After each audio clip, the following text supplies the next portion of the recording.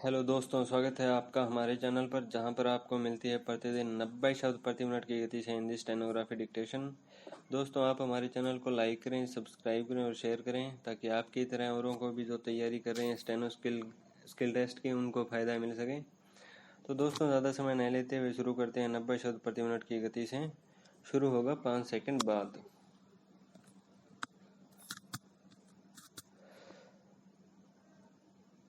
George की Minneapolis में हत्या के बाद अमेरिका में हो रही घटनाओं को कई दृष्टिकोणों से देख सकते हैं, लेकिन मेरे हिसाब से देश अपनी स्थापना से जुड़े मोटो पर दोबारा विचार की प्रक्रिया में है, जो अमेरिका की सील पर है, आउट ऑफ मैनी वन।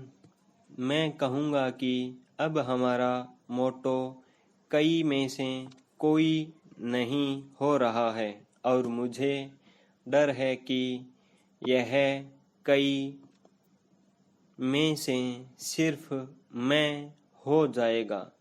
अगर हम 21वीं सदी में आगे बढ़ना चाहते हैं तो इसे कई को मिलाकर हम बनाने की ज़रूरत है। मुझे यह महसूस हुआ है कि मिनियापोलिस के अच्छे और बुरे पहलू उस व्यापक राष्ट्रीय संघर्ष के करीब है जो यह समझने की कोशिश कर रहा है कि आज हमारा मोटो क्या होना चाहिए। कई को मिलाकर एक, कई में से कोई नहीं, कई में से सिर्फ मैं, कई को मिलाकर हम। मैं मिनियापोलिस के नॉर्थ साइड में पैदा हुआ।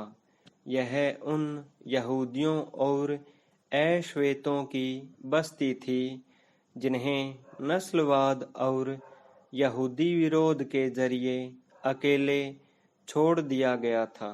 दूसरे विश्व युद्ध के बाद बड़ी संख्या में नॉर्थ साइड के यहूदी सेंट लुइस पार्क चले गए।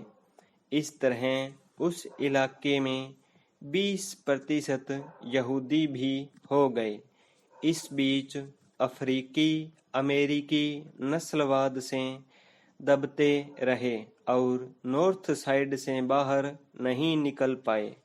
जब सेंट लुइस पार्क में 1971 में मेरी हाई स्कूल की पढ़ाई पूरी हुई तो 800 बच्चों की कक्षा में केवल 2 अफ्रीकी अमेरिकी थे। पश्चिमी मध्य मिनीसोटा के विल्मार शहर में मेरी एक आंटी रहती थी।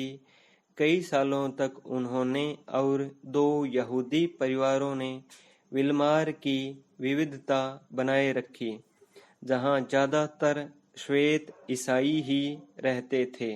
हाई स्कूल के बाद मैं मिनेसोटा से बाहर निकला।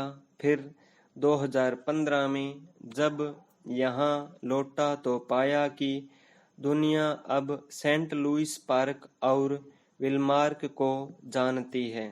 जब तक Saint Louis Park high school में 58% श्वेत, 27% अश्वेत, 9% लातीनी, 5% एशियाई और 1% नेटिव अमेरिकी हो गए थे। 2019 में विल्मार पहुंचा तो पाया कि 21,000 की आबादी में आधी जनसंख्या लातीनी, सोमाली और अन्य अफ्रीकी एशियाई देशों के शरणार्थियों की थी। कोई भ्रम मत पालिएगा, आवश्यकता समावेशन की जननी थी। विल्मार को कुशल कामगारों की जरूरत थी, लेकिन अक्सर दीवार सबसे पहले इसी तरह टूटती है।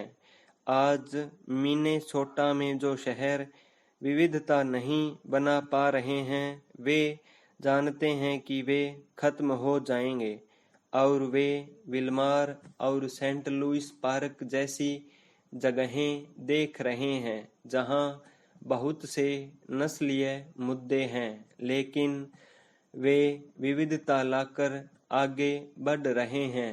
इससे मैं एक बार फिर राष्ट्रीय मोटो पर आता हूँ।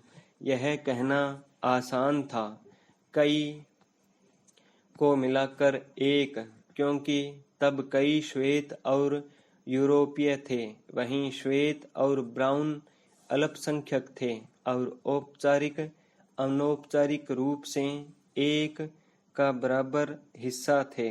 लेकिन सेंट लुइस पार्क और विल्मार साबित करते हैं कि मिनेसोटा जैसे राज्य भी अब ज़्यादा विविधतापूर्ण है।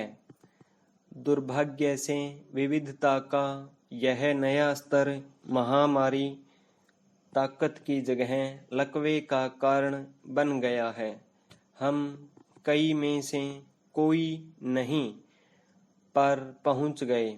इस लकवे से कई दक्षिणपंथी तीसरे मोटो पर आ गए। कई में से सिर्फ मैं, या जैसा कि डोनाल्ड ट्रंप ने भी दावा किया था, मैं अकेले सब ठीक कर दूंगा। ट्रंप मानते हैं कि वे कार्यकारी शक्ति खत्म कर इस लकवे से बाहर ला सकते हैं। रूस, चीन, हंगरी, तुर्की और ब्राजील में भी नेता उन जैसी सत्तावादी सोच रखते हैं। हम तभी अमेरिका बने रहेंगे जब हमारा मोटो बनेगा, कई को मिलाकर हम। यह इस बात को मान्यता देता है कि हम लोग पहले से ज़्यादा विविध हैं और विविधता में बहुत लचीलापन, नयापन, रचनात्मकता हो सकती है। लेकिन विविधता को फिर से अमेरिका की शक्ति बनाना है, इस पर आधारित नहीं हो सकता कि श्वेत अश्वेतों के प्रति सहिष्णु होना सीखें। सहिष्णुता जरूरी है, लेकिन कई को मिलाकर हम के लिए हम सभी रंगों के लोगों को अनेकता के प्रति गहरी प्रतिबद्धता दिखानी होगी। हम समुदाय के योगदान की सराहना और शब्दाडंबर से परे जाकर सभी के लिए स्कूल, शासन, पुलिसिंग की उपलब्धता सुनिश्चित करने की प्रतिबद्धता हेरिटेज फाउंडेशन की पहली अफ्रीकी अमेरिकी और पहली महिला प्रमुख के कोल्स जेम्स कहती हैं, यह अमेरिका के लिए जिम्मेदारी लेने और सभी नागरिकों तक इंसानी खुशहाली पहुंचाने का समय है। कट्टर श्वेत ऐसे विविध अमेरिका में रहने से डरते हैं और इसलिए वे ट्रंप को बनाए रखना चाहते हैं, चाहे वे कुछ भी करें, और इसीलिए वे रिपब्लिक पार्टी को किसी भी गलत सही तरीके से सत्ता में बने रहने के लिए प्रोत्साहित करते हैं। यह मजबूत अमेरिका के लिए स्थायी रणनीति नहीं है। हमें एक स्वस्थ रूढ़िवादी पार्टी की जरूरत है जो विविधता को अपनाए लेकिन इसका पूरा लाभ उठाने के रूढ़िवादी सिद्धांत भी दे। रिपब्लिकन पार्टी लगातार बड़े मार्जिन से राष्ट्रीय वोट को खोकर केवल पैंतरेबाजी से राष्ट्रपति पद बनाए रखने के प्रयास नहीं कर सकती। अगर यह जारी रहा तो अमेरिका बिखर जाएगा और हमारी कब्रों के पत्थरों पर लिखा होगा, कई में से सिर्फ कुछ अंश और टुकड़े। हम ऐसा नहीं होने दे सकते।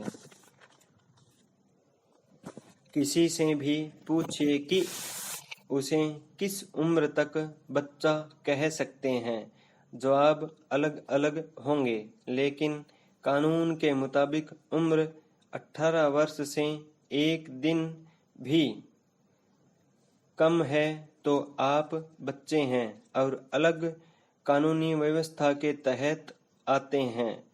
लेकिन किसी से पूछिए कि आपको वयस्क कब कह सकते हैं, तो एक रात पहले ही 18 का हुआ एक युवक भी सही जवाब देगा और अपने अधिकार भी गिना देगा। पाई स्टॉप।